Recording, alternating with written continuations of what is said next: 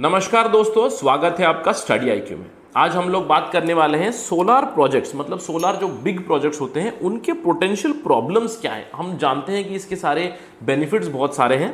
तो हाल ही में एक खबर आई है कि large scale solar projects could actually create more problems than they solve. तो हम लोग इस पर्टिकुलर वीडियो में प्रॉब्लम के ऊपर फोकस करेंगे। मैं आपको बताऊंगा कि हमारा जो सोलार का जो बैकग्राउंड है, सोलार प्रोजेक्ट का बैकग्राउंड है, हम लोग का प्रोग्रेस बताऊंगा मैं आपको। साथ ही साथ शॉर्ट में एडवांटेजेस तो हम जानते हैं, मैं बस रिपीट कर दूंगा। और एंड में हम लोग प्रॉब्लम के ऊपर फोकस करेंगे कि क्या आगे प्रॉब्लम्स आ सकती हैं।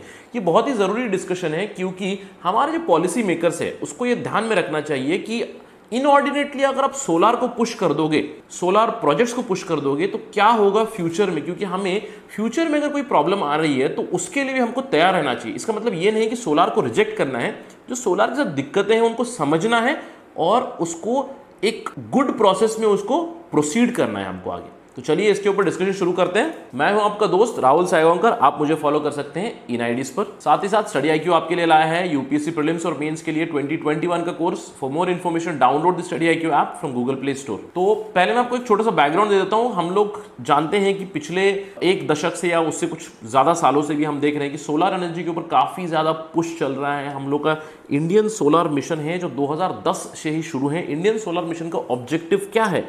उसका ऑब्जेक्टिव ये है कि इंडिया को वो एक ग्लोबल लीडर बना चाहता है सोलर एनर्जी। 2010 में ये शुरू हुआ था Jawaharlal Nehru national solar mission के नाम पर, और इसको 2 बार रिवाइज कर दिया है। जब मोदी सरकार आई तो मोदी सरकार ने इसके टारगेट रिवाइज कर दिए थे। इसका टारगेट उन्होंने बनाया था 100 गीगावाट पावर बनाना है 2022 तक। और इस 100 गीगावाट में आपको याद रखना है 60 gigawatt from solar power projects, the large power projects, और 40 गीगावाट होना चाहिए फ्रॉम रूफटॉप सोलर प्रोजेक्ट्स करके एक डिवीजन या डिस्टिंक्शन कर दिया। इसके अलावा भी सरकार बहुत से सारे मीन्स लाकर सोलर एनर्जी को पुश कर रहे हैं। हम जानते हैं इंटरनेशनल सोलर अलायंस को जो भारत और फ्रांस ने शुरू किया था पेरिस क्लाइमेट एग्रीमेंट के दौरान, डिस्कशन के दौरान, इंटरनेशनल सोलर अलायंस से भी हम लोग सोलर एनर्जी पुश कर रहे हैं। जो ट्रॉपिक ऑफ कैंसर और ट्रॉपिक ऑफ कैप्रिकॉर्न के बीच में जो देश आते हैं उनके साथ solar energy pact, solar energy को हम लोग काफ़ी हद तक प्रमोट कर रहे हैं।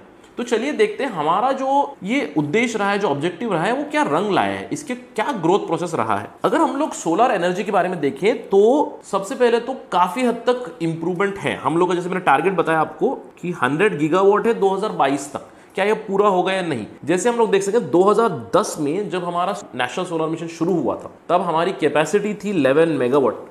Yes, believe me, 11 megawatt, please याद रखिए 11 मेगावाट था।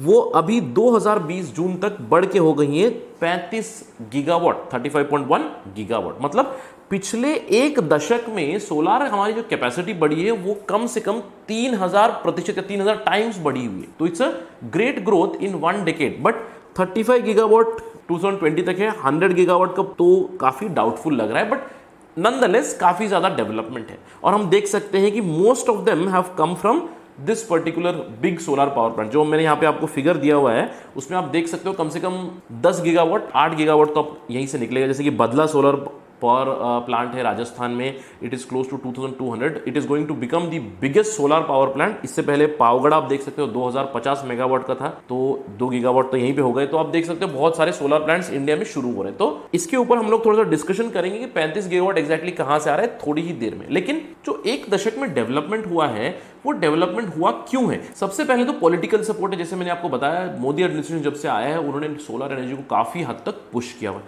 तो पॉलिटिकल सपोर्ट है, बिजनेस इंटरेस्ट भी काफी है। आप बहुत सारे प्रोविजन ला रहे हो, डोमेस्टिक कंटेंट रिक्वायरमेंट, पुशिंग दी डोमेस्टिक इंडस्ट्री। तो डोमेस्टिक बिजनेस मार्केट भी काफी ज्यादा इसको प्रोत्साहन दे रहा है। इसके अलावा पब्लिक ओपिनियन भी काफी ज्यादा अच्छी है क्योंकि हम सबको लगता है कि सोलर एनर्जी काफी अच्छा है, सोलर एनर्जी होना चाहिए, we have to push the solar energy etcetera. तो इसके तहत क्या हुआ है कि लार्ज स्केल प्रोजेक्ट्स को बहुत ज्यादा बढ़ावा मिला है। लार्ज स्केल प्रोजेक्ट्स, इनको कहा गया है कि ये एक सिल्वर बुलेट है, इंडिया की सारी जो एनर्जी की प्रॉब्लम है रिजॉल्व कर देंगे, कार्बन एमिशन को कम कर देंगे एटसेट्रा एटसेट्रा। तो उनको सबको लगता है कि ये एक बहुत ही अच्छा सोल्यूशन है। तो हम लोग देखेंगे कि एडवांटेजेस भी काफी है इस चीज के। अगर आप एडवांटेजेस की बात करोगे तो सोलर एनर्जी के काफी सारे एडवांटेजेस। सबसे पहले तो इको फ्रेंडली है ही, इकोनॉमिकल है। पहला इनिशियल इन्वेस्टमेंट बहुत ज्यादा है लेकिन उसके बाद में it is zero cost. So for 20-25 years it is zero cost, one time investment it continues. Renewable source of energy है, साथ ही साथ जीरो कार्बन एमिशन है। इसका मतलब जो पेरिस एग्रीमेंट हम लोगों ने साइन किया है उसको भी हम लोग बेसिकली केटर थ्रू कर सकते हैं। उसके अलावा हम देख सकते हैं कि फॉसिल फ्यूल का डिपेंडेंस कम कर देंगे,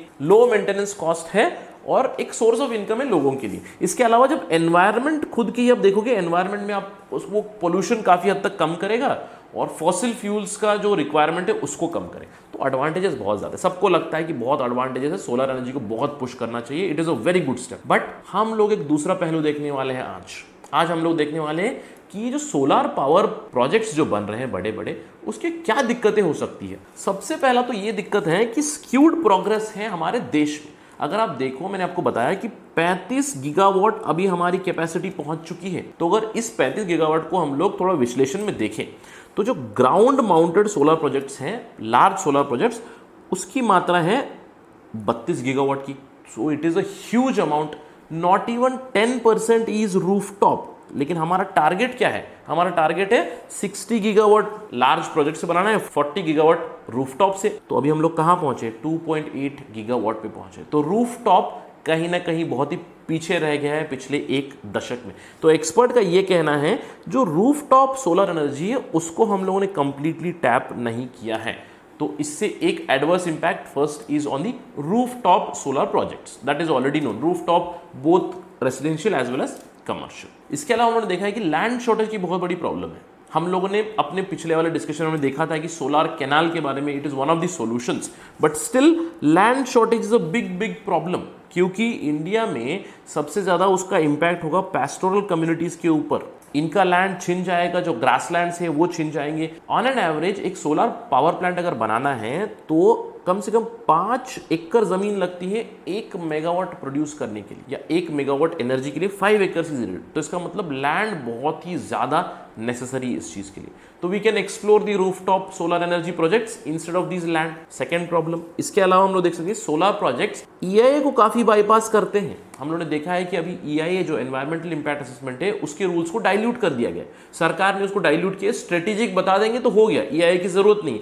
बहुत सारे सोलर प्रोजेक्ट्स हैं जो ईआईए को बाईपास कर चुके हैं या फिर ईआईए को डाइल्यूट कर चुके हैं। इनफैक्ट इसका एक प्रूफ भी है। एनजीटी ने मिनिस्ट्री ऑफ एनवायरमेंट, फॉरेस्ट और क्लाइमेट चेंज से क्लैरिफिकेशन क्लियरली पूछी थी कि क्यों इतने सारे सोलर प्रोजेक्ट्स को आप ईआईए क्लियरेंस दे रहे हो, वो भी बिना ईआईए असेसमेंट के। तो ये ऑलरेडी सवाल उठ चुका है। ये हो गया आपका तीसरा प्रॉब्लम।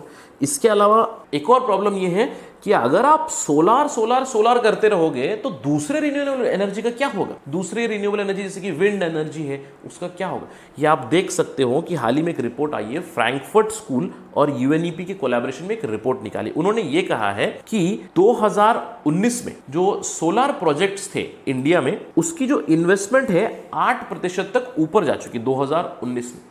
लेकिन अगर आप देखोगे दूसरे रिन्यूएबल एनर्जी प्रोजेक्ट्स, उसकी मात्रा कम से कम 14% डाउन हो गई है। मतलब उनकी फंडिंग 14% डाउन हो चुकी है। और इसमें सबसे बड़ा सफरर कौन है? The biggest sufferer is the wind energy, जहां पे 50% इन्वेस्टमेंट नीचे हो चुका है, 50% इन्वेस्टमेंट आर डाउन। तो ये हो गया आपकी चौथी प्रॉब्लम। चलिए अगले प्रॉब्लम पे बात करते हैं। पानी चाहिए क्लीनिंग के लिए। दो मैंने बताया मेंटेनेंस कॉस्ट लो है, एग्रीड है, लेकिन अगर बड़े सोलर पावर प्लांट्स बनाओगे तो उनको क्लीन करने के लिए पानी की जरूरत पड़ेगी। सो इजंट इट एंटीथेटिकल कि मैं कह रहा हूं कि सोलर प्रोजेक्ट इसलिए बना रहे हैं, उसके बहुत सारे फायदे हैं, वाटर स्ट्रेस नहीं होता है, एटसेट्रा एटसेट्रा, लेकिन एक सोलर पावर प्लांट को क्लीन करने के लिए कम से कम 7,000 से 20,000 लीटर लगता है पर मेगावाट उसको धोने के लिए, और हर साल में कम से कम 2 बार उसको वॉश करना पड़ता है। तो इमेजिन कीजिएगा इतना सारा पानी, वो भी रेनफेड एरियाज में। हम लोग सोलर पावर प्लांट कहां लाते हैं? राजस्थान में लाया है। क्या राजस्थान में पानी है उतना? तो isn't it antithetical, isn't it a big problem? We should not think about this. हमको इसके बारे में सोचना पड़ेगा। और सबसे जो बड़ी प्रॉब्लम है वो है वेस्टेज। हम लोग सब जानते हैं कि सोलर पावर प्रोजेक्ट जो होते हैं उनकी लाइफ टाइम होती है 25 साल। 25 साल के बाद क्या? ऑलरेडी इंडिया में इतना सारा कूड़ा है, आप देख सकते हो कि we are suffering from waste management, solid waste management in India is utter bad. तो उसके साथ अगर 25 साल बाद इतने बड़े सोलर पावर प्लांट से आपका mega tons together of toxic waste निकलेगा। इसके ऊपर काफी सारी रिपोर्ट्स है जहां पे कहते हैं कि solar panels are already dying, क्योंकि आज अगर शुरू किया है 2010 में शुरू किया है तो 2025 में हो जाएगा। अगर 25 साल की अवधि में अगर आप इतना सारा वेस्ट प्रोड्यूस कर रहे हो तो उस वेस्ट को रिसाइकल करने के लिए भी आपको पॉलिसी लानी चाहिए। तो don't you think it is a duty of the government कि आज से ही सोचे कि 25 साल बाद इस वेस्ट का हमको करना क्या है? ये सरकार का जॉब है, ये सरकार का काम है, इसके लिए सरकार को खुद प्रोविजंस लाने चाहिए। So this is one of the biggest problem. तो जैसे हम लोग जानते हैं कि solar energy is not all hunky dory, सब कुछ ठीक नहीं है सोलर एनर्जी के साथ, काफी अच्छी चीजें हैं, एडवांटेजेस हैं, दूसरा पहलू भी है। तो ये है हमारा दूसरा पहलू। तो इसका नतीजा क्या निकलता है, इस सारे डिस्कशन का सार क्या निकलेगा? इसका डिस्कशन ये लेंगे कि हम करेंगे क्या हम सारे पावर प्रोजेक्ट्स बंद कर दें? नहीं, ये तो जवाब नहीं हो, क्योंकि हम लोगों ने ऑलरेडी बहुत सारी इन्वेस्टमेंट कर दी है। सोलर पावर प्रोजेक्ट्स के और भी बहुत सारे इंपैक्ट्स है, स्पेशली एनवायरमेंटल इंपैक्ट जो स्टडी नहीं किए गए हैं। तो वाटर स्ट्रेस वगैरह ग्रेजिंग क्रॉप्स के ऊपर इंपैक्ट तो करता है, लेकिन क्या रोक दे? क्या हम लोग ये पूरे सोलर पावर प्लांट्स कंप्लीटली रोक दें? इसका जवाब हो गया नहीं, क्योंकि हम लोग केवल इन प्रॉब्लम्स की वजह से हम लोग इस कंप्लीट प्रोजेक्ट को ठप करा दे नहीं, लेकिन हम लोग का एक जिम्मेदारी बनता है, सरकार का एक जिम्मेदारी बनता है कि जितना हो सके उतना एनवायरमेंटली स्ट्रिंजेंट लॉस लाया जाए और ड्यू डिलिजेंस के साथ EIA किया जाए। जब वो EIA करेंगे तभी सोलर प्रोजेक्ट्स की अल्टीमेट हम लोग एक प्रॉफिट निकाल सकते हैं। इसके अलावा एज अ स्टार्ट हम लोग क्या कर सकते हैं, अभी फिलहाल सोलर प्रोजेक्ट्स को गो और नो गो जोन्स में डिवाइड कर सकते हैं। नो गो मतलब वहां पे सोलर प्रोजेक्ट होगा ही नहीं, नो EIA नथिंग, वहां पे होगा ही नहीं। तो आप कुछ गो जोन नो गो जोन बना सकते हैं एज अ स्टार्ट। इनफैक्ट ये हमारे लिए एक आई ओपनर है, सरकार के लिए एक आई ओपनर है कि हमको जानना है, हम लोग सिर्फ आंखें बंद कर कर सोलार को इतना पुश कर रहे हैं, उसकी दिक्कतें बिना देखे हुए, इसको एक स्टडी करने की जरूरत है, ताकि सोलार के साथ साथ हम लोग एनवायरनमेंट को भी बचाए, लोगों के ऊपर जो एडवर्स इंपैक्ट हो रहा है उसको भी बचाए। इसका मतलब ये नहीं है कि सोलार को खत्म कर दिया, लेकिन सोलार को एक गुड प्रोसेस के साथ बढ़ाने की काफी ज्यादा आवश्यकता। That is it from my side for today. Thank you very much. जय हिंद।